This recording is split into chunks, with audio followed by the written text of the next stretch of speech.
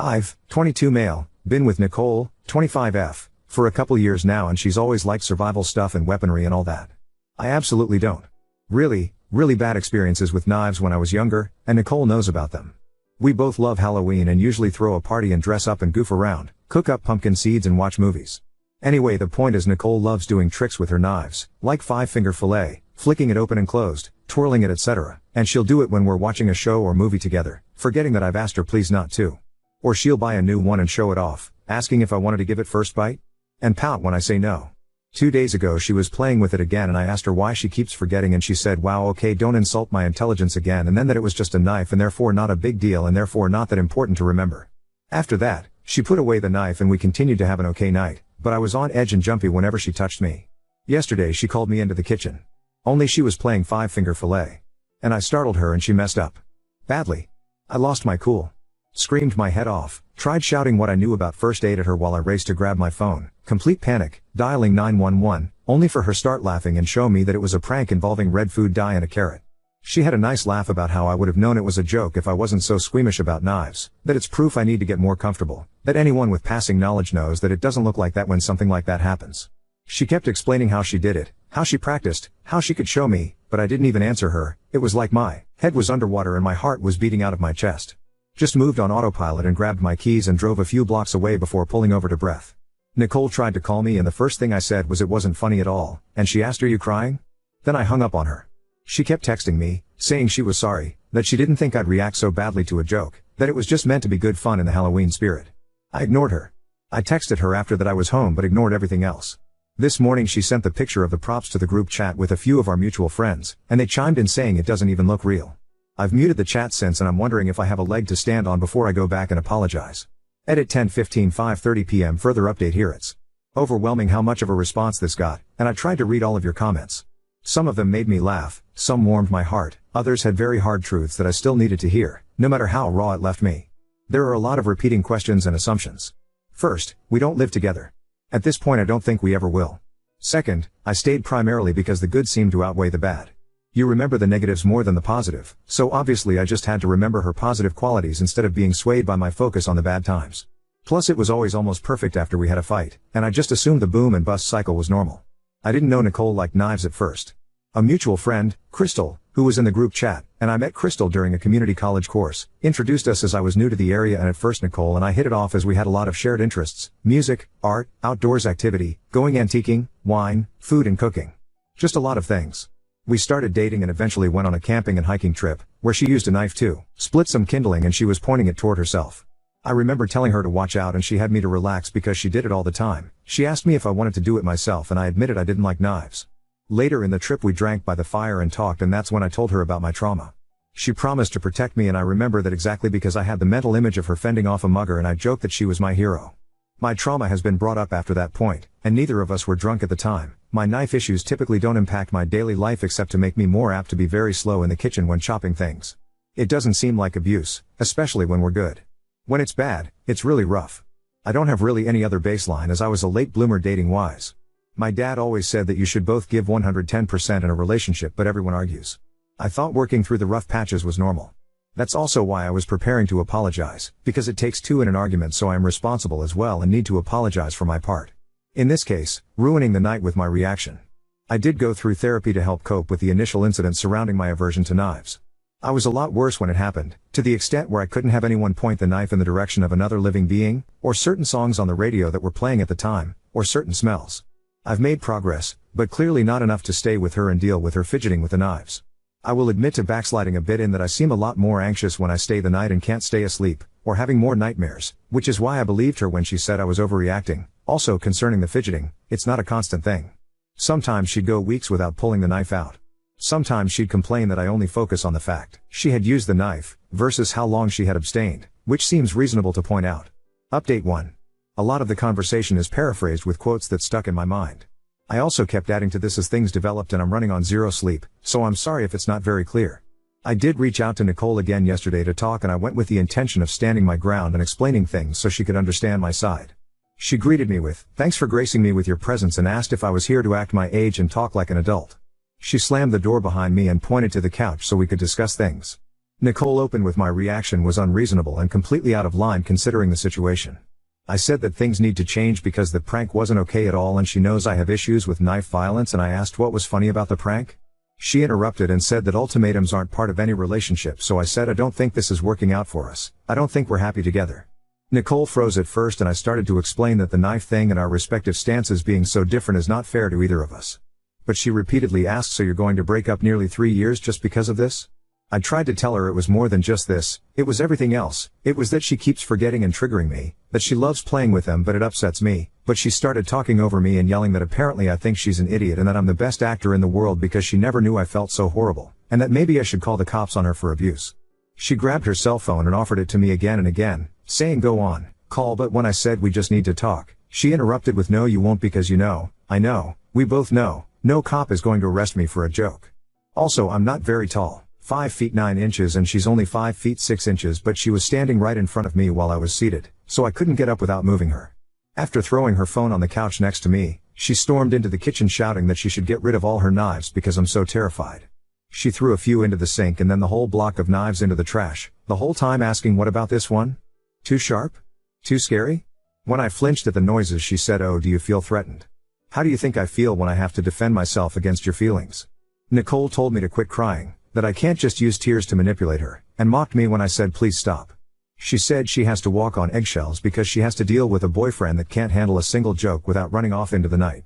It's not hard to not overreact, literally just think before you go crazy. It's that simple, and that it's ridiculous that a grown man can't handle a knife or a gun, and I refuse to let go of my victimhood because anyone normal would have gotten over it by now. It's been nearly 9 years.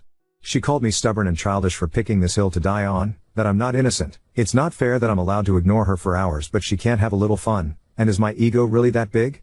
It's sickening that I don't trust her or think she's smart or skilled enough to handle a knife properly, and it's sexist, infantilizing and insulting. At some point I said I think I need to go home, and it was like a switch, and she said please stop crying, I hate when you cry, joked, I think, because she laughed. I guess hibachi dates are off the table, huh? And I should probably take the knives out of the trash now, shouldn't I? She apologized and said since it means so much to me she'll put in more effort. She admitted that I'm such a sensitive guy that if she stopped doing everything that made me uncomfortable she wouldn't be able to do anything. She pointed out that I cried watching my girl the other day as proof that I'm overly emotional, and it made sense that she thought I was just being my normal self, but she was sorry for not realizing sooner it was really upsetting me. She promised she would do her best not to bring the knives out when I'm around. Nicole hugged me and told me to let go. We can get through this, there's nothing we can't get over, and asked for a chance to start over. Fresh start tomorrow, no more jokes. It's stupid but I just said yes. I wanted to go home, get out of her house and leave while she was still acting nice, and I didn't hold my ground. I feel like an idiot and a coward. I got home and puked and couldn't get to sleep again. Today Nicole came and dropped off lunch and coffee for me, gave me a kiss and said she loved me, and all the old ladies in the office were gushing about how cute we are together. I'm going to reach out to one of the guys I'm closer to and the friend who set us up to find out when Nicole got so into knives. Because I remember about 7 to 8 months, and it was shortly after the camping trip, and it was Nicole's birthday that she asked for a specific knife as her present, so at least then, but I can't really remember there being anything major before then. I'm going to break up officially with her tomorrow with one of the guys if possible, so I can get my stuff from her place. Update 2. It's been a long while since, and I was uncertain if I could update here or there or wherever.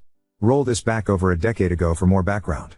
When I was a preteen we experienced a home invasion that resulted in my mother and dog dying and left me with a lifelong phobia of knives and anxiety surrounding blood and break-ins. Directly following the break-in, I was unable to handle a knife being pointed at another living creature. My brain caught on to stupid things and connected them to the events and made them into triggers. Mom's perfume. The sound of glass shattering or a door banging open. A song that was playing at the time. Even now I still hate the song, but at least it doesn't trigger a flashback anymore. Blood on beige carpet featured prominently in my nightmares. I worked extensively with a therapist to process what happened and what I'd seen. Recovery took years of therapy, weeks of inpatient care, medication to help with the nightmares, PTSD, depression and anxiety. We sold the house as soon as we could. I moved out of state as soon as I could. I kept up with therapy and continued to take my medication. My aversion to knives became something minor in how it impacted my life. I was careful in the kitchen and I certainly didn't search out knife throwing competitions, but it was under control in my normal daily life. It helped that everything seemed to be coming together. I made new friends, I was balancing work and school, I just met the girl who became my first long-term adult girlfriend. I know now it was just the honeymoon phase, but it felt like we were progressing well even once infatuation wore off. We stood together through highs and lows and the mediocre middle ground where there's nothing exciting, just the mundane. I thought that was the marker of a steady relationship, to be able to stick together even after the excitement of a new relationship has faded. We went on a few trips together, driving across state lines to meet her family or flying back to see my dad. On one of our trips we went camping and my fear of knives got brought up. That led to the break-in getting brought up. She seemed to care at the time, even promising to protect me if something ever happened and offering to help install a camera in my apartment. After the camping trip, I don't know if it was always there and I noticed it more after or what, but she started to be more obviously into knives. Practicing tricks in front of me, showing videos to me, starting a collection. She even asked for a knife for her birthday that year, showing me exactly which one she wanted. Before, she was into camping, into guns, which ironically I have zero issue with, and how to forage, make shelter, purify water, basic survival stuff, and artillery and tanks. She did multiple courses about military history in college and busted out the textbooks sometimes if she remembered something she thought I would find interesting. But suddenly it seemed like her focus was on carving and skinning animals, on knife wounds and tricks and collecting and displaying knives. She started doing the tricks more often, in front of me, even when sitting next to me on the couch or at the dinner table. She would gesture with the knife without thinking and even pointed at me again, one of my major triggers being knives pointed at people or animals. She started sending me videos of news clips of other break-ins, or news reports of robberies ending in murder, between a bunch of other funny videos or pictures, so checking Snapchat became a game of Russian roulette. If I didn't check the links sent through text, she'd keep sending them and ask what I thought. She'd forget she had the knife in hand when she came up to me, sometimes from behind.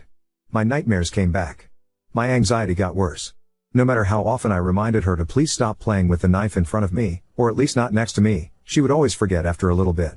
Some part of me refuses to believe there's no way she risked bodily harm just to unnerve me. It came to a head when she pulled a prank where she pretended to cut off a finger. We had a huge fight, our biggest one yet. I wish I'd acted differently and hadn't stormed out, but I did. There is a lot about my time with Nicole I would do differently in hindsight. I was so sure I'd just break up with her for good. I don't know why I didn't stay broken up with her. When I did it first, I did it alone because my friend Jack rolled his eyes and called me a PC for wanting backup. So I did it in a coffee shop instead, hoping the public I could be my backup. Nicole stared at me with this affronted expression and it was like I couldn't find the words anymore. Her eyes were huge and wide and hateful. Like I've never seen anyone glare at me like that. She gripped onto the cup like she was going to throw it at me. I had it in my head to bolt the second she moved because I could see it so clearly. But then she started crying, loudly, and kept asking why I would do this to her and that she hoped I found happiness with someone better since she clearly wasn't enough for me despite doing everything to be a good girlfriend. I felt like shit and people were staring so I wished her well and asked if she wanted me to call a friend but she told me to leave her the fuck alone so I did. I hate how I handled the breakup but it felt in the moment like autopilot. In short order I lost the support of our mutual friends who had become my only friends during my relationship with Nicole, which I understand as they knew her for much longer. Jack actually confronted me and called me a piece of shit for embarrassing her like that in public, calling me trash for leaving her sobbing alone and not even offering her a ride home. He wouldn't listen to my explanations and said I could excuse myself but everyone now knew what kind of guy I really am. People at work mentioned how sad it was that we broke up. I didn't feel like it was the place to explain my reasoning and after the confrontation with Jack I didn't feel like I had a right to. I felt like crap, like a shit person, and I felt numb. I tried to move on, to find a new normal. After about a month of us being broken up, she called me and begged for me to come over to help her. She was scared she'd hurt herself. I went to her immediately. I held her all night, helped her wash her hair after days of not being able to bring herself to. She admitted she'd done a horrible thing and that she couldn't stand how she'd treated me, that she wished she could go back and change so we could still be together. Didn't know how to address that, so I just stayed with her the whole night, and the next day at work she came by to drop off a homemade lunch and to thank me for being there for her. I stupidly let myself get sucked back in. I get that it's my fault. Coffee in the morning became dinner and drinks out became movie nights and going to shows and flea markets together because we still had similar interests. One time she even noticed a booth with knives and directed us away, and while yes it wasn't necessary as I could see a knife display and not be freaked out, it was a nice gesture because before she would have gone there and either bought one herself or asked me to buy it for her, one of multiple changes that made me think maybe she was truly making an effort. That at the least maybe we could be friends again. I started to get invited back into the group somewhat. 2 months later she kissed me. We were both drunk and it didn't go any further. I didn't talk to her about it because I thought she didn't remember, but then she approached me to ask if there was any salvaging us, if she'd proven that she was different now and things would be better. I thought maybe. I stayed, because she really had been so sweet, it was like starting over, and we got back together. I was permitted back into the friend group in full, though Crystal had stopped talking to everyone and Jack still refused to talk to me, and while it was awkward at first, soon enough we were acting like we'd never stopped being friends for even a minute. It felt so good to go back to normal, it was like a weight off my chest and like I could breathe again. It was nice for a while.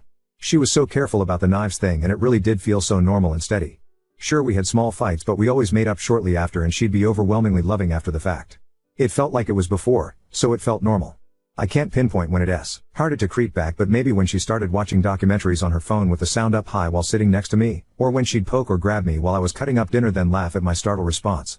Or she'd scoff if I teared up watching or reading something then tell me later that it was out of fondness not exasperation and I really needed to stop reading so much into it. Or she'd yell at me for forgetting something that she never even told me about, and then the next day she'd get frustrated that I didn't insist properly that she was mistaken.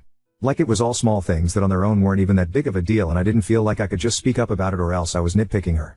In hindsight, I was making excuses and clinging to when she was nice to me, trying to do anything to make sure we just stayed happy and without bumps. Part of it was that I knew now that I'd be alone, that no one would understand why I'd throw away a good relationship, that being with her was the best thing that could ever happen to me. We moved in together 4 months after our getting back together. She was hinting around that it was the only way to prove to her that I'd forgiven her and that way we could move on and be happy. She insisted I move into her place because it was easier to move an apartment into a house than the other way around. It constantly felt like she was dangling that night where she was suicidal over me, like one wrong move from me and maybe the next time she wouldn't call for help. When we had fights, she paced through the house flicking a knife, looping from the bedroom to the living room to the office, or said every single argument was really due to the fact I was holding a grudge over the prank and that we wouldn't be arguing if I just grew up and stopped taking out my trauma on her. She'd tell me not to piss her off because it would be too easy for her to make a mistake and no one would think twice about what happened. A few times she'd gone on a rampage and overturned tables and threw glasses into the sink and dishwasher and said we were done for good, only for the next day to blow up my phone begging me to talk this out or have her friends encourage me to swallow my pride and go back to her because she's miserable without me and she's trying so hard, or she'd just wake me with a kiss after making me sleep on the couch as if the night before never happened. If I asked about the night before, the fight would start all over, yet this time it'd be my fault because she was trying to move on but I was holding a grudge. The following nearly 10 months were the most terrifying, anxiety-riddled period of my life, and I only had myself to blame. Coming home from work I puked my guts out more than a few times on the way just because I didn't want to go back to her. I felt trapped. She threw away the blanket my mother had knitted me for my crib because it was dirty. It wasn't dirty, it was a knit blanket that had been repaired repeatedly and hand-washed frequently, so she'd accidentally put it through the wash and destroyed it, then bought a completely different throw blanket as a replacement and got mad when I didn't consider the matter resolved. She pulled another prank, this time with a fake positive pregnancy test, and berated me for not being overjoyed because I immediately started panicking about the cost, bringing up a child in our dysfunction, and handling the stress, rather than being excited. I feel like she wanted me to be happy so that she could crush my joy, and so was angry that I didn't play to her expectation. That night she threatened me with a knife, pointing it at me and saying she should just snip me right then since I didn't want to have kids with her, and then held me as I sobbed because I went into a panic. I didn't want her touching me, but I didn't know what else to do but let her and to apologize to her. Another time she put the knife to her OWN throat during a fight and said I clearly want her to kill herself and didn't stop until I screamed at her begging her to stop. Sometimes when driving she'd start speeding and swerving, or closing her eyes while on the highway, and saying my fear meant I didn't trust her. Nicole just kept getting worse by the day. I remember waking up one morning with a moment of clarity. I knew she'd eventually kill me, I was sleeping next to my murderer. It still wasn't enough to push me away. Escaping her orbit seemed like too much, more than I could handle. Everything I had in me was focused on just surviving day to day.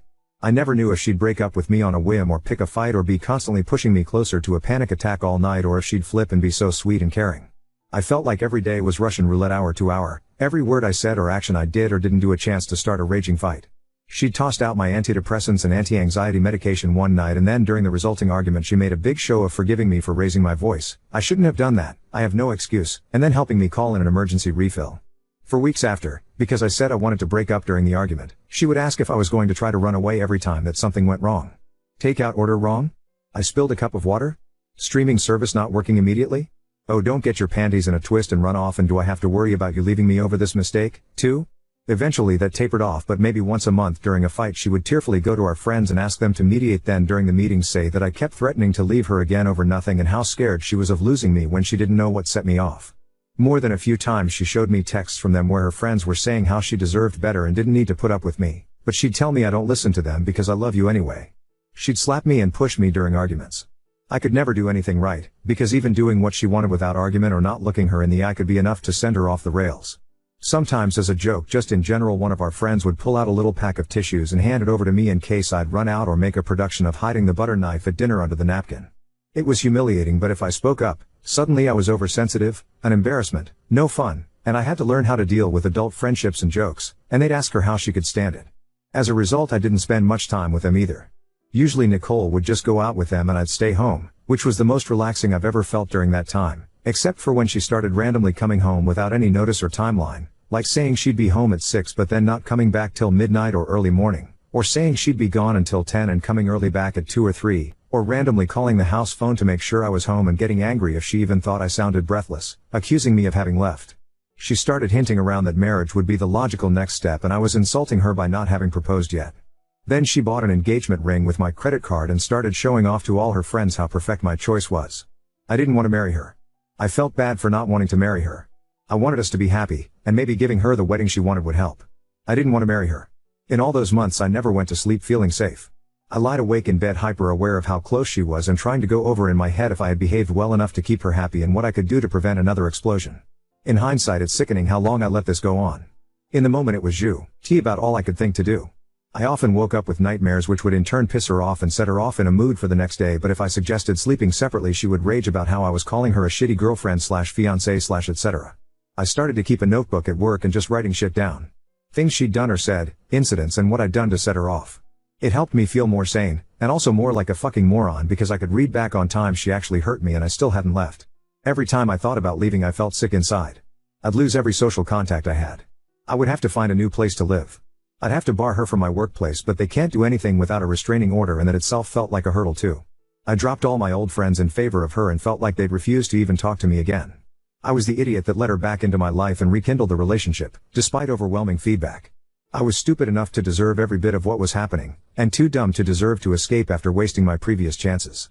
I hated myself and had frequent fantasies of just ending it all. The worst part wasn't the anxiety and terror though.